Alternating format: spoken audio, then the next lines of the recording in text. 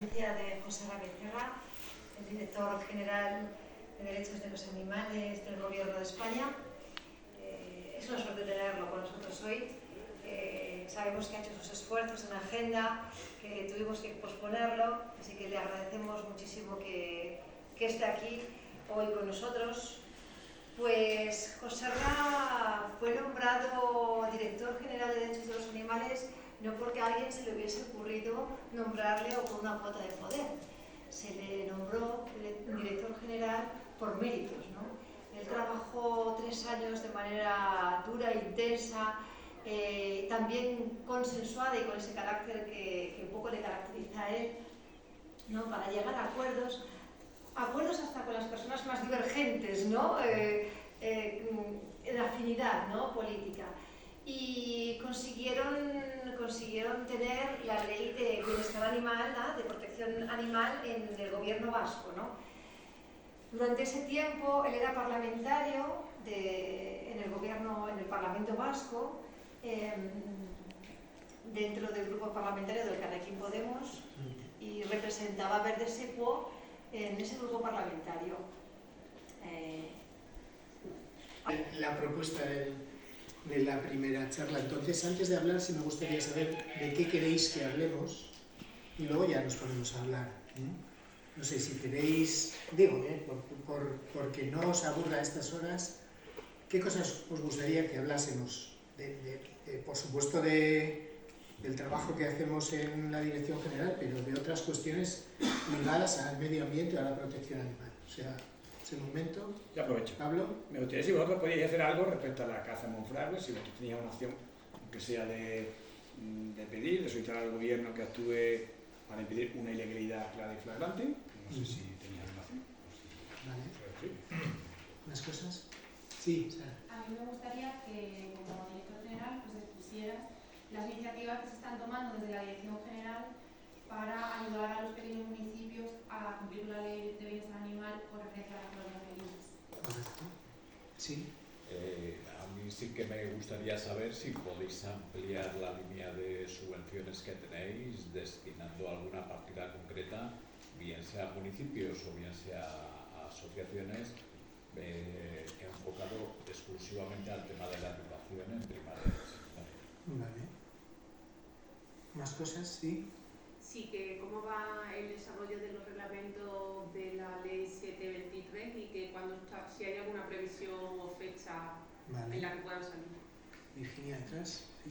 Yo simplemente quería preguntar si de cara al futuro hay alguna previsión de poder modificar la ley 7/2023 en el sentido de poder reincluir a aquellos animales que estuvieron en el primer anteproyecto y que luego finalmente quedaron fuera. No me refiero solo a los perros de caza y de trabajo, sino a otras especies como los caballos o los animales de producción que están en el santuario.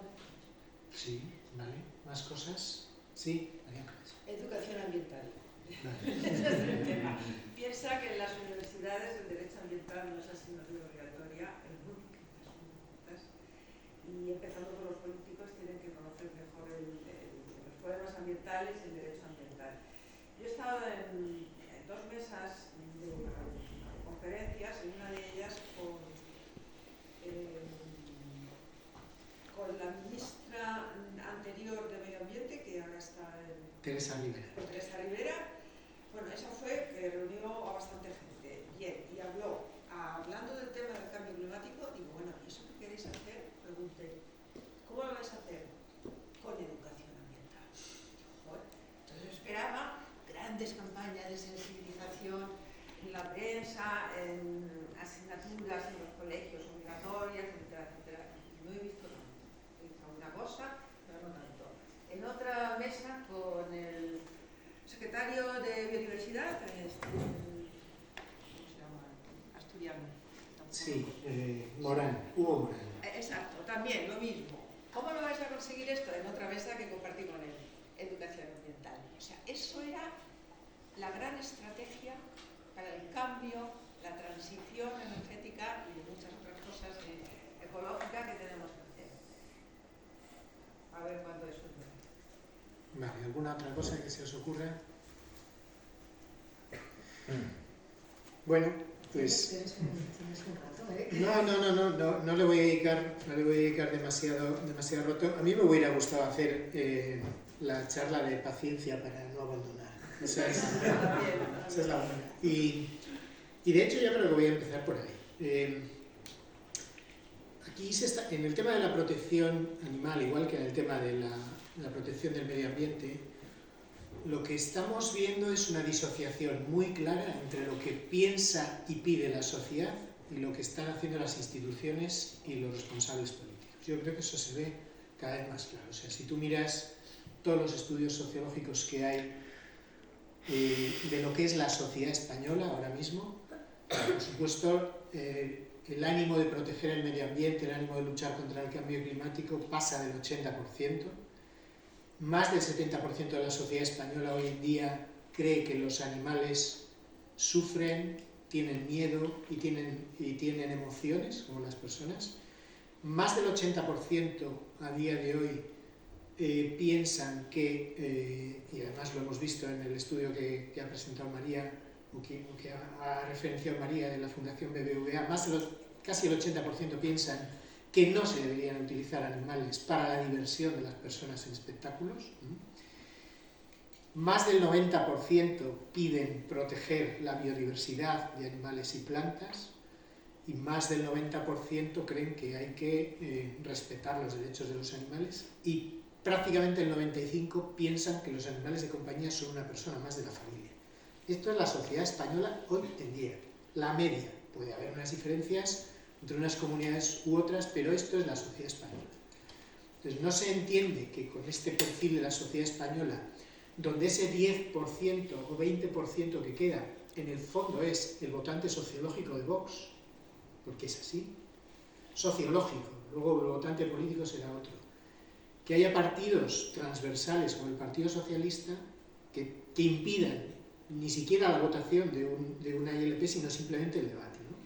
Cuando en el fondo lo que está sucediendo ahí es que el Partido Socialista está protegiendo a un sector sociológico que no le va a votar, que nunca le va a votar. Y ese es el drama. Ese es el drama que ahora mismo tienen no solo el Partido Socialista, sino también el Partido Popular. En parte, en buena parte.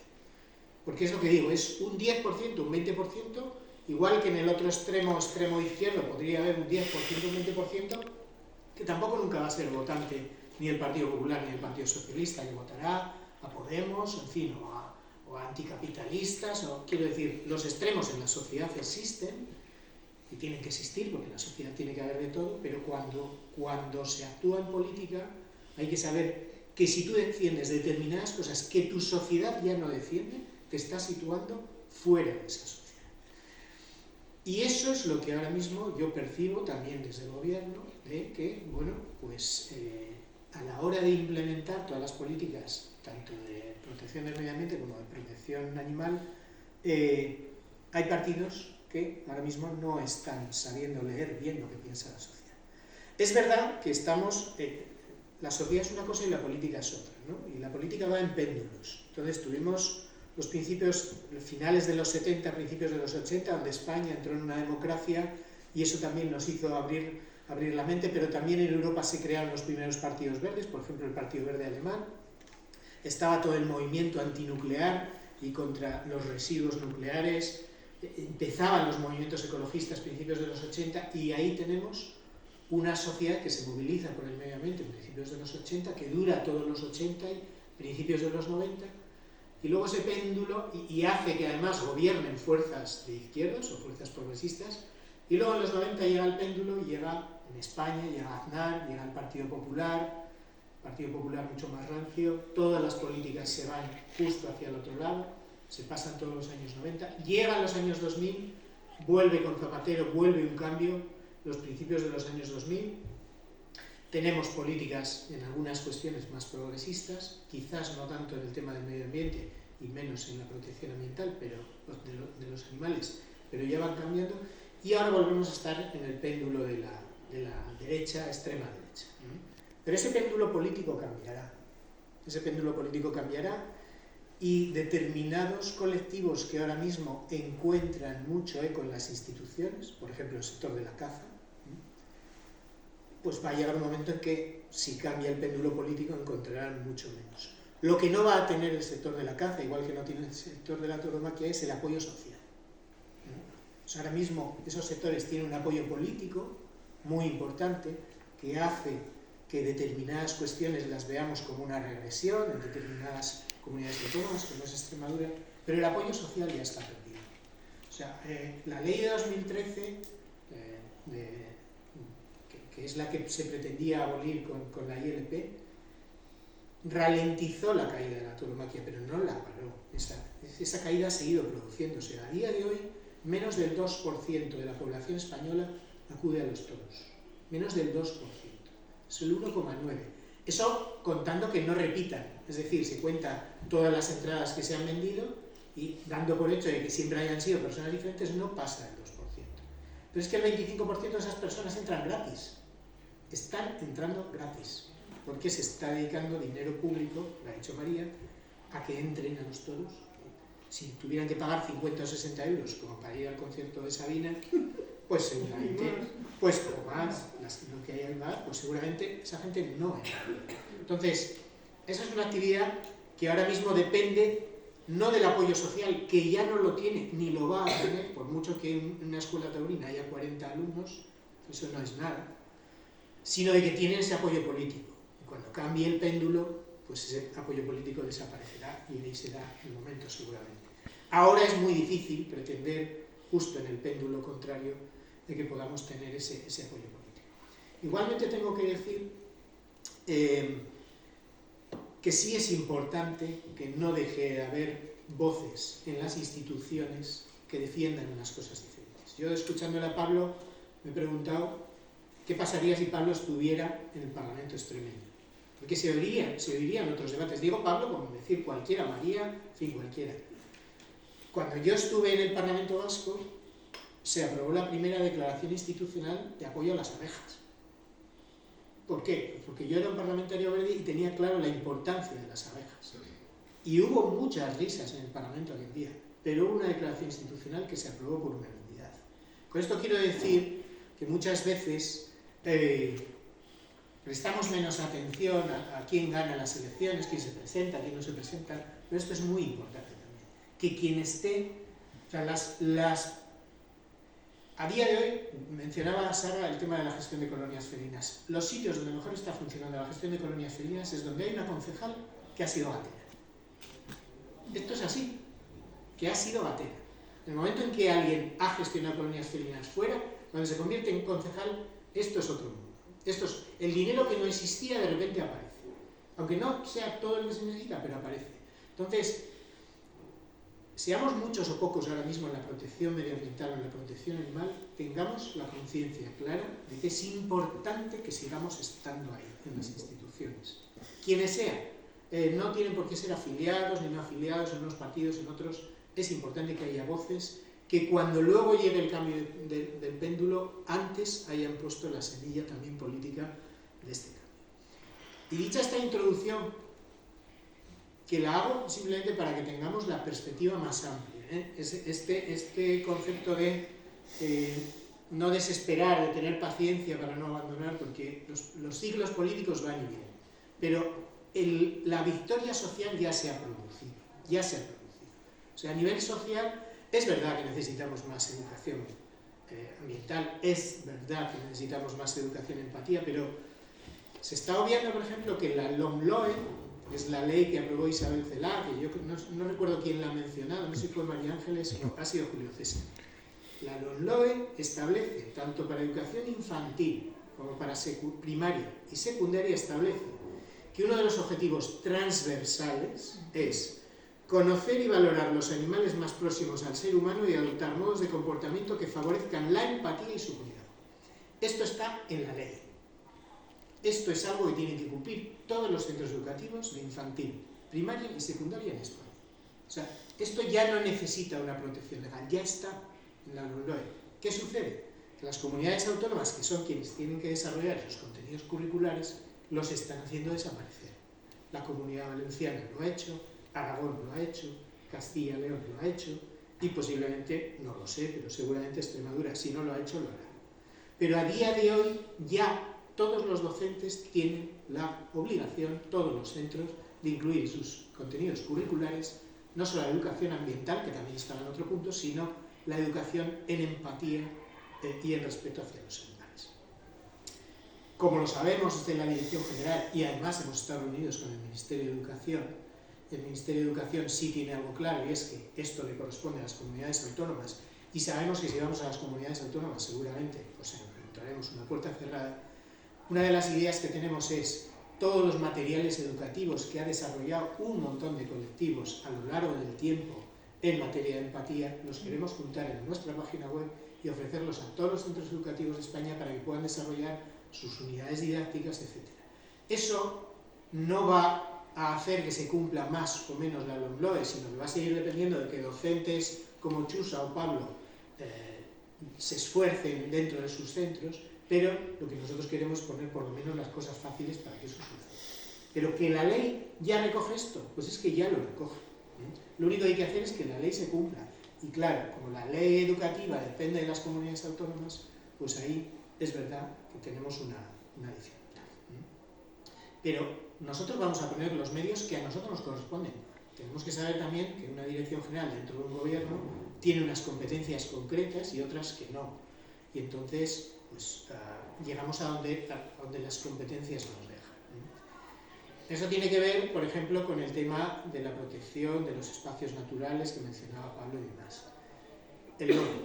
Yo estaba oyendo el tema del lobo. A día de hoy, nosotros hicimos un estudio para presentar en unas jornadas que se hicieron en el Congreso de los Diputados sobre el lobo, precisamente justo después de que fuera el lobo desprotegido a raíz de aquella ley de desperdicio alimentario. Y lo que utilizamos fue datos oficiales, que los datos no son ciencia, pero se parecen, de Agroseguros. Agroseguros es el consorcio que paga los seguros agrarios y ganaderos en España. Bueno, pues Agroseguros hace todos los años un estudio sobre los ataques al ganado. Entonces, diferencia entre ataques provocados por el lobo, ataques provocados por otros animales no identificados, ataques provocados por otros animales protegidos, y la realidad es que solo el 30% de los ataques en España al ganado, solo el 30% se puede acreditar que vengan del lobo. Que muchas veces cuando nos aparecen las estadísticas en los medios de comunicación, ha habido 2.000 ataques al ganado. Bueno, pues de esos 2.000 solo se puede acreditar que el 30% procedan de lobos. Pero además, diferenciamos, con el equipo técnico de nuestra dirección, diferenciamos los ataques que eran solo de lobo de los que eran de otros animales no identificados. Entonces sucedía que los ataques del lobo se concentraban todos en las zonas nogueras, efectivamente, como tiene que ser, al norte del Duero, en las zonas de Galicia, Castilla y León, Cantabria, Asturias. Pero luego hicimos de los animales no identificados. Y claro, he aquí que nuestra sorpresa era que la provincia con más ataques de animales no identificados era Badajoz, porque eran animales de reala posiblemente. Posiblemente eran perros de reala. Entonces, quien más está atacando ahora mismo al ganado no es el lobo, no es el lobo. Son otros animales que pueden ser perros abandonados, pueden ser perros de reala, pueden ser perros de caza o pueden ser otros animales diferentes. Pero ese trabajo no se ha hecho y nosotros lo pusimos a disposición del MITER. Dijimos al MITER, tomad estos datos porque son unos buenos datos para desmentir que el lobo esté detrás de todos los ataques. Pero hasta ahí llegan nuestras competencias, claro. Tenemos que ser conscientes de que nosotros, desde una Dirección General de Derechos de los Animales, ni podemos pronunciarnos sobre la gestión de los parques nacionales. Eso es Hugo Morán y es la Dirección General de Biodiversidad. Ni podemos pronunciarnos acerca de la protección del lobo, pero sí es verdad que hemos ofrecido nuestra disposición al Ministerio de Transición Ecológica para que al menos tenga en cuenta estos datos, porque son fundamentales. O sea, que la provincia con más ataques al ganado sea Badajoz, donde no existe el lobo, pues es muy negativo. Y yo creo que es importante tenerlo en cuenta. ligado con esto, quizás lo que procede es que siga con lo que sí no son nuestras competencias, que son aplicar la Ley 7/2023. Y desde luego en esta legislatura la principal tarea que tenemos que hacer es convertir que esa ley se arraigue en sus reglamentos y en sus reales decretos de desarrollo. Pensemos que en 30 años ha habido muchas leyes de protección animal en España, casi todas, bueno, todas, hasta la Ley 7/2023, todas autonómicas. Solo una tiene desarrollo reglamentario, solo una tiene desarrollo reglamentario, y es en Navarra. La del 93 vasca, yo participé en la modificación, se modificó sin haber tenido un desarrollo reglamentario, o sea, una cosa de locos. Y ese desarrollo reglamentario es lo fundamental. Es verdad que aquí se ha dicho, y creo que lo ha dicho María, bueno, es muy importante el desarrollo legislativo, que vuestro anterior presidente decía, bueno, yo pienso que a las leyes se les ha dado más importancia de la que tienen, porque las políticas públicas y los desarrollos reglamentarios son los que hacen que las leyes se cumplan. La ley por sí misma, en fin, la Constitución es una ley, pero ¿cómo se hace cumplir la Constitución? Pues con políticas públicas. Da igual que la Constitución diga que tenemos derecho a una vivienda, si luego en las políticas que hacemos en el día a día no se cumple, pues la Constitución está muy bien, ¿no? Entonces, el desarrollo reglamentario, nosotros estamos yendo todo lo rápido que podemos. Tenemos 2 reales decretos que ya han pasado a la exposición pública, el de identificación de animales de compañía, que es para todos los animales, el de desarrollo de la ley, que va a regular cuestiones como la cría y la tenencia responsable, los seguros, etcétera, etcétera. Esos 2 nos gustaría que estuvieran en el boletín en la primavera de 2026, marzo, abril, y luego otros 2 reales decretos que hemos sometido a consulta pública previa, que son el del listado positivo y el de núcleos zoológicos, pues tendrán que ir un poquito después, pero en cualquier caso antes de 2027, que es cuando pensamos que terminará la legislatura, sí hay suerte.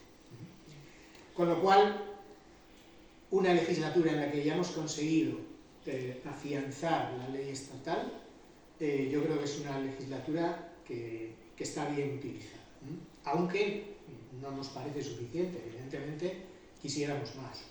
Por eso tenemos 2 planes de acción que queremos desarrollar, uno para prevenir el abandono de animales en España, en prevención del abandono, y otro sobre gestión de colonias felinas, que son los 2 planes de acción con los cuales nosotros, cuando nos vayamos, queremos dejar sobre la mesa las políticas y las actuaciones que hay que hacer para conseguir el abandono cero de animales en España y para conseguir que todos los municipios hayan aplicado o apliquen lo que dice la ley sobre gestión de colonias felinas y dejar dinero asociado a eso, porque las políticas públicas, si no hay presupuestos por detrás, no tienen nada que hacer. O sea, esto no significa que yo quiera eximir a los municipios españoles de hacer cumplir la ley, pero bueno, la ley ya decía desde el 85 que no puede haber animales abandonados en la calle y que hay que recoger los animales, año 85. ¿Qué hacemos con el 80% de municipios españoles de menos de 5.000 habitantes que no tienen ni un policía local? Pues obviamente eso no es disculparles, pero eso es entender que nuestro país es así, ¿no? Entonces nosotros ahora estamos intentando que la gestión de colonias felinas no sea solo una cuestión local, sino que se involucren las comunidades, consejos comarcales, los cabildos insulares, las diputaciones, etcétera, etcétera. Donde no llegan los municipios pequeños, tenemos otras instituciones que sí pueden llegar y que pueden asumir esas competencias y que también son entidades locales. Y entonces ahora estamos en buscar financiación a través de esos entes.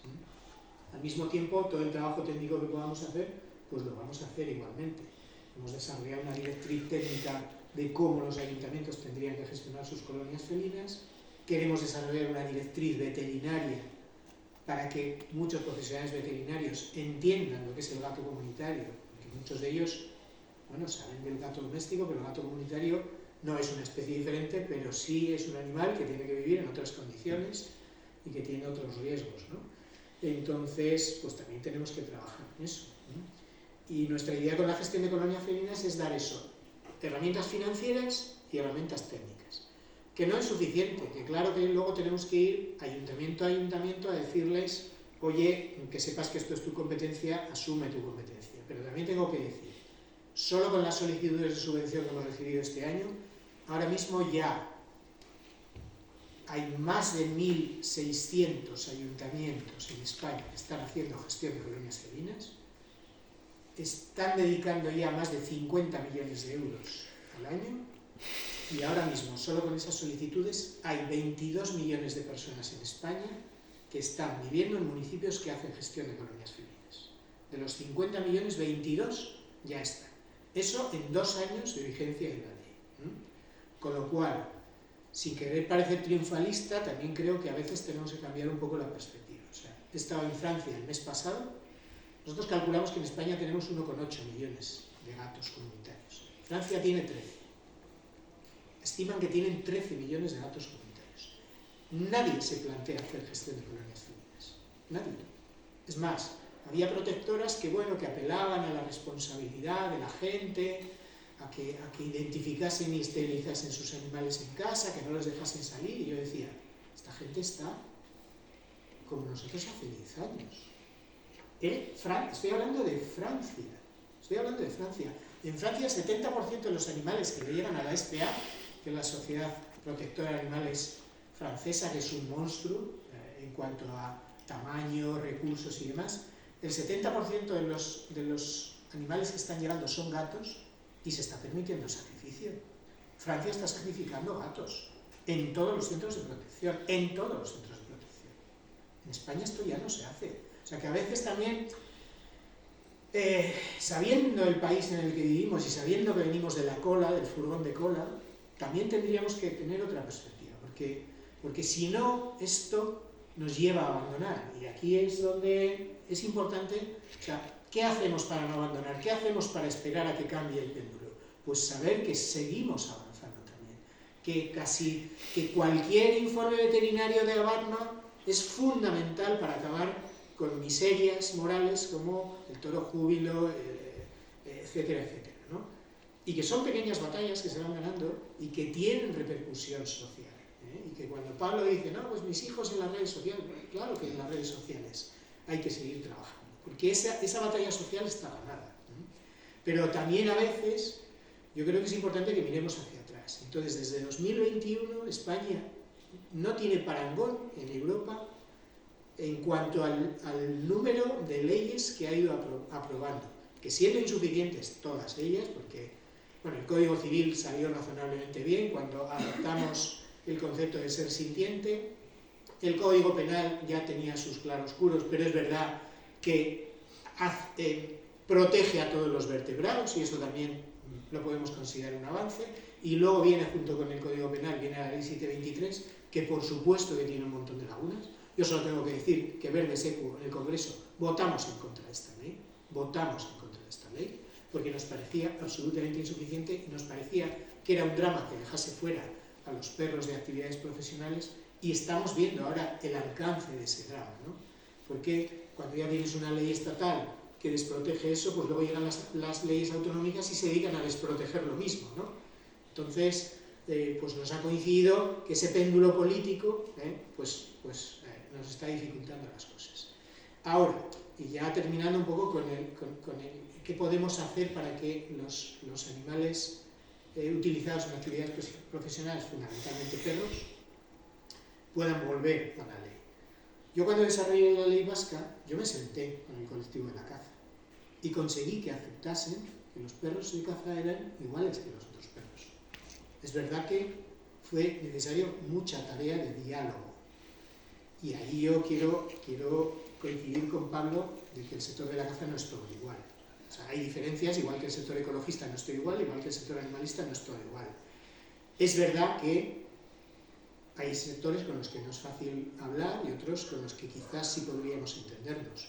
Hay cazadores que creen que sus animales, sus perros, merecen protección, merecen respeto, merecen cuidados. Y a lo mejor tenemos que hablar con algunos de esos sectores. Yo me tengo que reunir y me he reunido con algunas entidades y buscar puntos de acuerdo. La ley vasca se sacó como se sacó porque se encontraron acuerdos con esos sectores.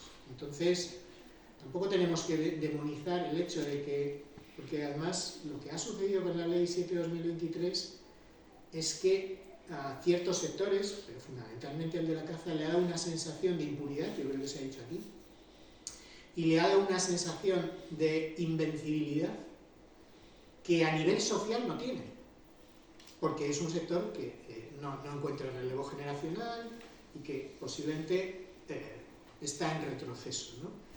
Pero sin embargo les ha dado una sensación de que esta batalla, entendedme, la están ganando, cuando realmente no es una batalla, porque el hecho de que los perros hayan quedado desprotegidos ni es bueno para los perros de caza, ni es bueno para el sector de la caza, porque ahora mismo el sector de la caza, ese suelo social que dice yo quiero que los perros sean todos iguales, les ha puesto todos sus focos. Me consta el hecho de que algunos perciben ese foco. O sea, ahora mismo el sector de la caza, por mucho que consiga ventajas de gobiernos autonómicos, lo que está encontrando es que la sociedad tiene puesto su foco en ellos. Y eso es molesto también. Eso es molesto también. Igual en la práctica no lo sienten así, pero a medio o largo plazo sí que puede serlo. Entonces, bueno, pues yo creo que tenemos que caminar. Es verdad que ahora mismo políticamente y sobre todo en el Congreso de los Diputados no es el mejor momento, eso lo hemos visto con la ILP, que una ILP llegue con 800.000 votos y directamente ni sea debatida, eso hace que tengamos que entender que el Congreso de los Diputados no es el mejor sitio ahora mismo para llevar determinadas iniciativas, pero hay otros recorridos. Por ejemplo, el jueves pasado hubo una de las últimas reuniones del Reglamento Europeo de Bienestar de Perros y Gatos. Desde nuestra Dirección General somos los representantes del Gobierno de España en esas mesas de trabajo. El Reglamento Europeo de Bienestar de Perros y Gatos a día de hoy es casi seguro que va a afectar a todos los perros, a todos por igual. Con lo cual, un reglamento europeo tiene la misma validez legal que la Ley 7/2023. Tiene la misma validez que la Ley 7/2023. Y eso significa que si eso sale así, el panorama cambia completamente. Ya no estamos hablando de tener que modificar la Ley 7/2023, sino que podemos tener un instrumento legal de la misma potencia y de la misma eficacia que la Ley 7/2023 aplicaba a todos los perros. No, mayor. Mayor, es obligatoria la transposición de la normativa comunitaria. No necesita, el reglamento no necesita. Directamente ya funciona. Entonces, con esto quiero decir que también a veces cuando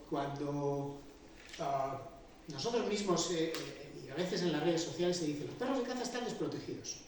Esto es relativo. Se les aplica el Código Penal igual que a todos y probablemente antes de que termine el año tengan un reglamento que les aplique en todo lo que se refiere a la cría, a la venta y a los refugios. Que seguirá sin ser suficiente seguramente y que tendremos que explorar nuevas vías, que es las que estamos nosotros explorando. O sea, el Real Decreto de Identificación de Animales de Compañía es para todos los perros, gatos y hurones, para todos por igual.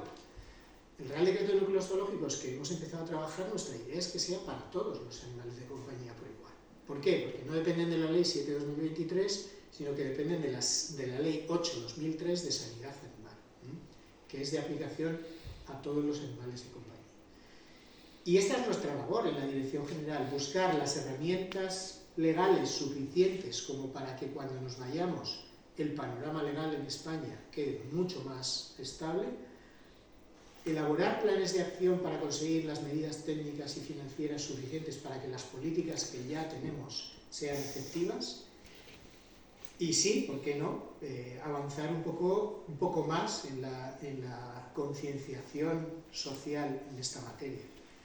Pero sabiendo igualmente que no somos más que un pequeño pasito más, que después de nosotros vendrá otra legislatura, que aquí en Extremadura en menos de 2 meses hay que elegir un nuevo gobierno y que, insisto, es muy importante no solamente que haya grupos dispuestos a defender las políticas animalistas o medioambientalistas, sino que haya personas de este sector que estén ahí con su propia voz para poder defenderlo.